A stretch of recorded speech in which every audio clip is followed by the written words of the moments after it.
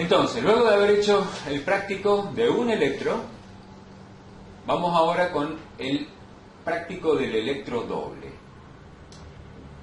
Yo puse la fotografía de dos electros iguales, pero les quiero aclarar que en algunos autos los dos electros no son iguales. Suele suceder que en algunos vehículos un electro es más grande que el otro. Pero, no obstante, probablemente el circuito más ingenioso que he podido ver es este. Este circuito es el circuito de un vehículo Renault. Bueno, se darán cuenta que tiene su nivel de complejidad. Vamos a ver cuáles son los elementos involucrados en este plano. Para eso, yo al gráfico este lo hice interactivo, es decir, que si ustedes en sus dispositivos hacen clic acá, la máquina les va a abrir una nueva pantalla con el documento, ¿lo ven? Entonces acá le podemos hacer zoom, ¿sí? Aunque ustedes en los teléfonos pueden hacerle zoom al documento anterior que estábamos mirando, o sea que no hace falta que vengan acá. Yo lo hice porque a mí me resulta más cómodo para dar clases. Como siempre, todos los planos o esquemas eléctricos automotrices comienzan con el dibujo de una batería. En este caso, el autor de este circuito el autor del dibujo, del esquema, usó el símbolo que nosotros no hemos usado, porque este símbolo representa probablemente más fielmente a una batería automotriz. Si ustedes cuentan los simbolitos que hay adentro, son 1, 2, 3, 4, 5, 6. Qué coincidencia que son 6 símbolos, teniendo en cuenta que una batería de automóvil tiene 6 celdas. O sea que cada uno de estos símbolos representa una celda, ¿sí? O vaso, como se lo suele llamar a las baterías. Insisto, todos los esquemas automotrices actuales comienzan con el símbolo de la batería. Seguimos.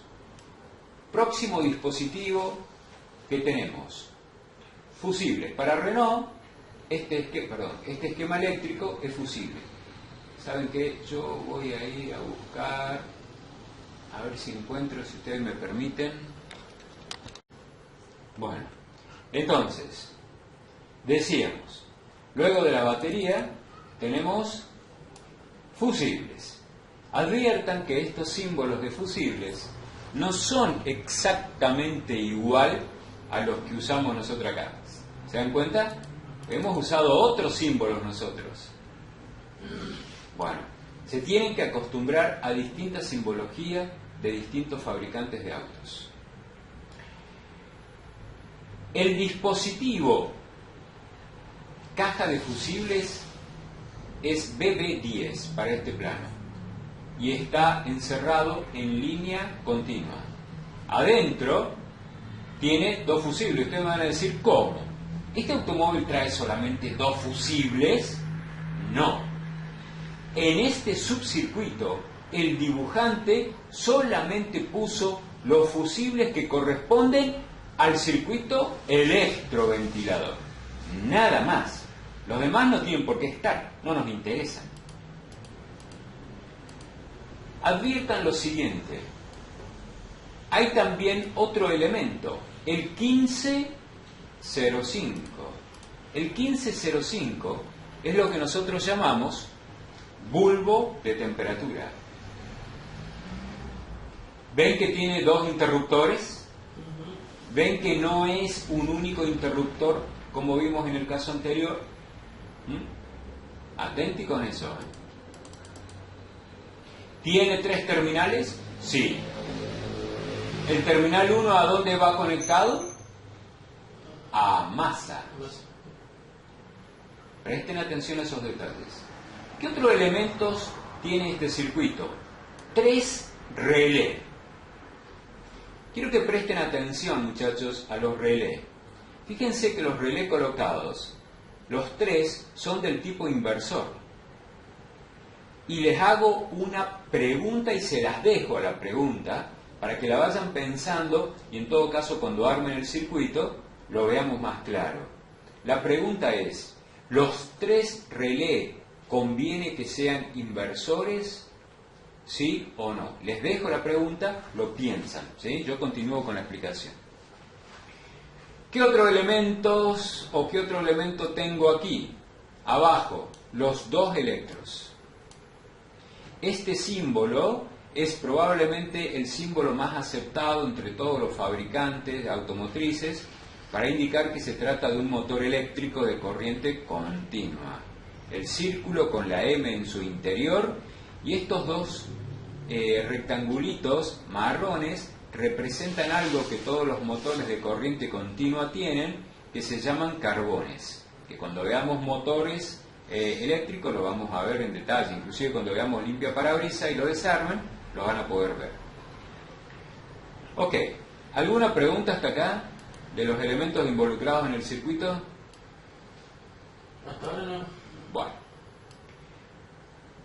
el trabajo de ustedes consiste en analizar estos circuitos.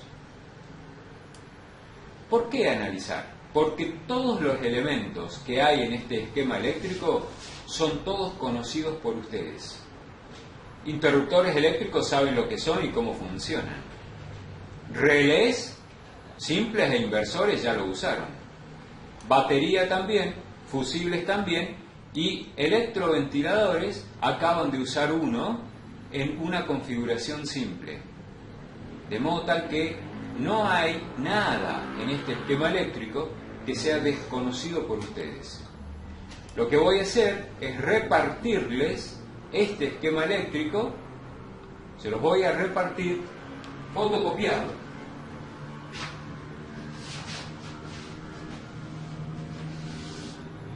Así que les voy a ir dando fotocopias.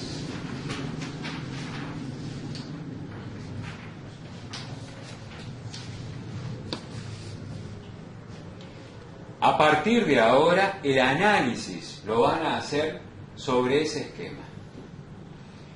¿Cuál es el criterio que recomiendo comiencen? Primero de todo, analicen cómo están conectadas las bobinas de los 3 relés, comenzando por el primero. ¿Cuál es el primero de los relés? El relé de la izquierda, el 1502.